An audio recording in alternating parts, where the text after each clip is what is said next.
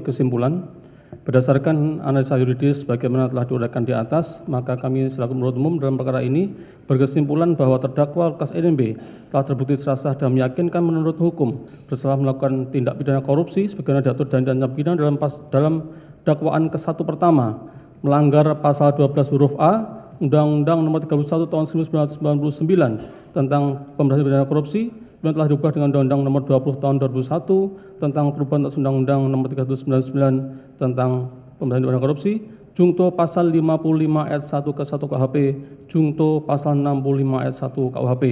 Dan dakwaan kedua melanggar pasal 12 huruf B besar Undang-Undang RI Nomor 31 Tahun 1999 tentang pemberantasan pidana korupsi sebenarnya telah diubah dengan Undang-Undang Nomor 20 Tahun 2001 tentang perubahan atas Undang-Undang 399 tentang pemberantasan tindak pidana korupsi. Tujuh Mawi tuntutan pidana bahwa sebelum penuntut umum menyampaikan tuntutan pidana terlebih dahulu dikemukakan hal-hal yang memberatkan maupun meringankan yang melekat pada diri maupun perbuatan terdakwa, yaitu sebagai berikut. Hal-hal yang memberatkan: perbuatan terdakwa tidak mendukung program pemerintah dalam upaya pemberantasan korupsi. Terdakwa berbelit-belit dalam memberikan keterangan. Terdakwa bersikap tidak sopan selama persidangan. Hal yang meringankan: terdakwa belum pernah dihukum. Terdakwa mempunyai tanggungan keluarga. Berdasarkan uraian tersebut di atas dan dengan memperhatikan ketentuan peraturan perundang-undangan yang berkenaan dengan perkara ini, kami penuntut umum dalam perkara ini menuntut supaya Majelis Hakim Pengadilan Tindak Pidana Korupsi pada Pengadilan Negeri Jakarta Pusat yang memeriksa dan mengadili perkara ini menjatuhkan putusan dengan amar sebagai berikut. 1. Menyatakan terdakwa Lukas NMB terbukti secara sah dan meyakinkan bersalah melakukan tindak pidana korupsi sebagaimana dalam dakwaan ke-1 pertama, melanggar pasal 12 huruf A Undang-Undang Nomor 31 Tahun 1999 tentang pemberantasan tindak pidana korupsi sebagaimana telah diubah dengan Undang-Undang Nomor 20 Tahun 2001 tentang perubahan atas Undang-Undang 399, Jungto pasal 55 ayat 1 ke 1 KUHP, Jungto pasal 65 ayat 1 KUHP. 2. Menyatakan terdakwa Lukas NMB terbukti secara sah dan meyakinkan bersalah melakukan tindak pidana korupsi sebagaimana dalam dakwaan kedua, melanggar pasal 12B besar Undang-Undang RI Nomor 399 tentang pemberantasan tindak korupsi sebagaimana telah diubah dengan Undang-Undang Nomor 20 Tahun 2001 tentang pemberantasan tindak pidana korupsi. 3. Menjatuhkan pidana terhadap terdakwa dengan pidana penjara selama 10 tahun dan 6 bulan dan pidana denda sejumlah 1 miliar rupiah subsidiar pidana kurungan pengganti selama 6 bulan.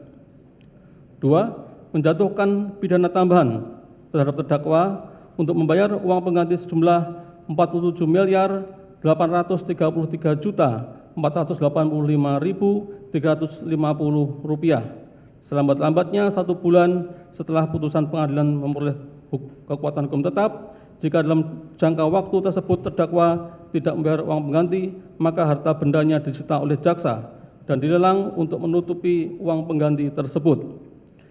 Dalam hal terdakwa saat itu terpidana tidak mempunyai harta benda yang mencukupi untuk membayar uang pengganti, maka dipidana penjara selama 3 tahun.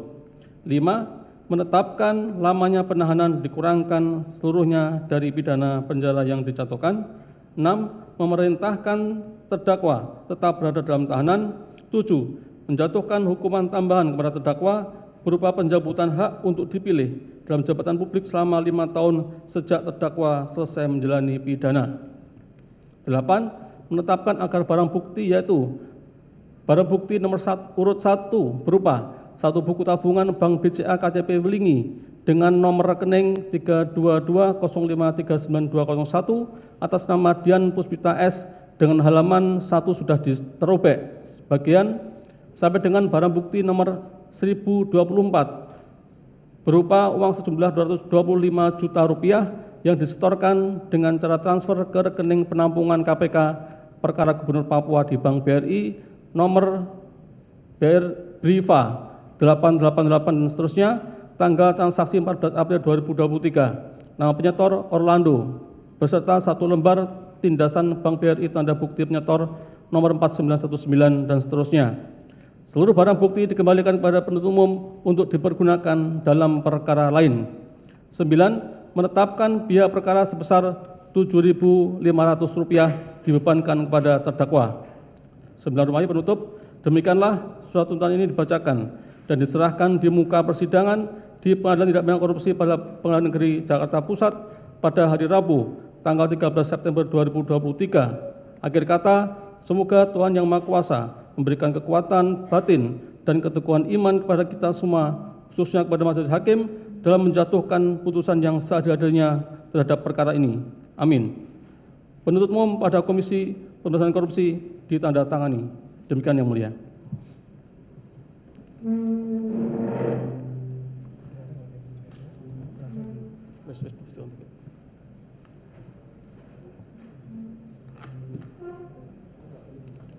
Ayo, diserahkan. Sekalian dengan soft copy-nya ya.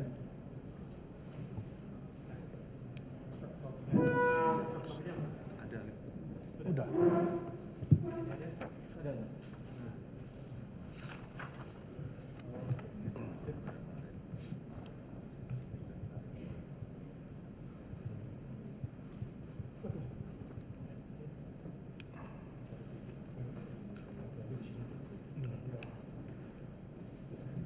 Oke. Silakan duduk.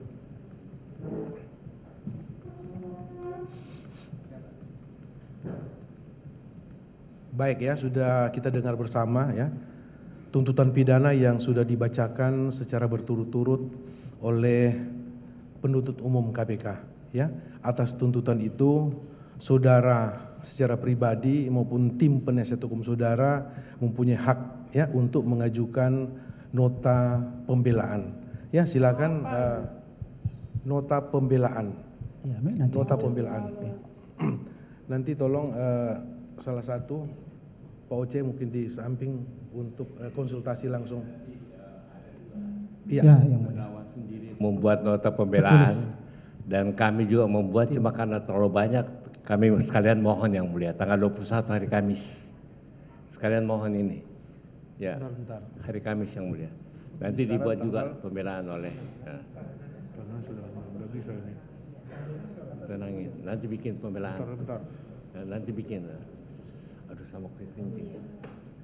Ini tanggal. Ya, jadi saudara terdakwa, saudara punya hak ya untuk mengajukan pembelaan. Ya, terdakwa akan menyampaikan Secara pribadi dan dari tim penasihat hukum juga. Nanti kami akan musyawarah permohonan saudara sampai hari Kamis tanggal 21. Bentar ya.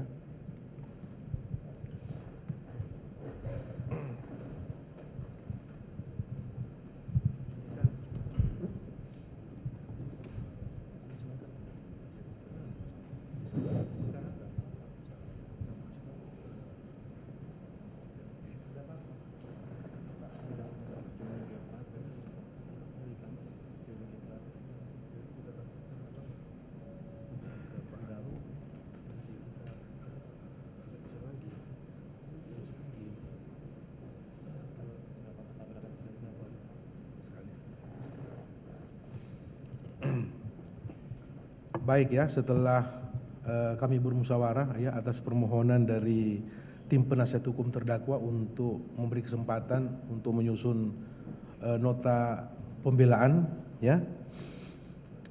Sidang kami akan buka kembali pada hari Kamis tanggal 21 ya. Hari Kamis tanggal 21 September 2023. Ya.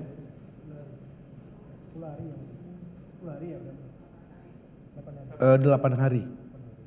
Kan yang kita jadwalkan kemarin kan hari Rabu tanggal 20. Diminta untuk lewat 1 hari sampai tanggal 21. Ya, bisa ya. Baik, sebelum kami tutup ada yang mau disampaikan penuntut umum? Baik, terima kasih Yang Mulia. Kami hanya menyampaikan terkait dengan jadwal berubah terdakwa besok hari Kamis tanggal 14. Oleh karena itu kami mohon penetapan dari Yang Mulia untuk pelaksanaan tersebut. Untuk berobat kontrol Yang Mulia. kontrol ya. Besok hari Kamis tanggal 14 September. Kamis tanggal 14. Siap. Nanti buat penetapan ya. Iya. Penetapan.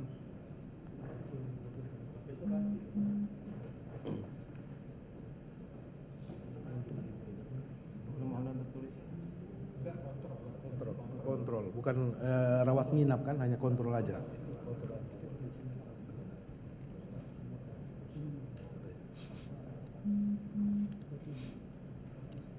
Baik, untuk penasihat hukum terdakwa ada yang mau disampaikan? Terima kasih yang mulia. Untuk juga lebih mempermudah, yang singkatan itu boleh nggak kami minta melalui panitera yang mulia? Apa? Yang singkatan, yang agak tipis. Tadi kan dibacakan 2 yang mulia.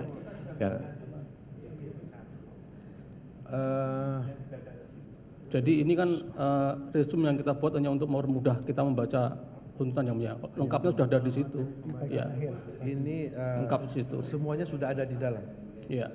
Permudah kami kalau Enggak, saudara kan punya tim banyak ya. Nanti saudara kita bisa- minta melalui panitera yang agak tipis. Kita fotokopi melalui panitera. Nanti ya itu bagian Ya, teknis ya. kalau diperkenalkan yang mulia. Yang jelas saudara sudah diserahkan tuntutan pidana. Baik. Saudara untuk memberi kesempatan saudara untuk mempelajari. Bukan sehingga itu yang dibacakan ya. Mengabulkan permintaan saudara untuk pembelaan hari Kamis tanggal 21. Baik. Ya, itu aja ya. Oke. Cukup hanya itu. Kita jadwal sidang jam berapa Pak? Bisa jam 10 tetap ya? Jadwalnya jam 10 pagi tetap ya. Baik. Persidangan hari ini nyatakan selesai dan akan dilanjutkan kembali pada hari Kamis tanggal 21 September 2023 dengan acara pembacaan nota pembelaan ya, dari terdakwa dan dari tim penasihat hukum terdakwa. Saudara terdakwa kembali lagi ke tahanan, sidang dinyatakan selesai dan ditutup. Ya.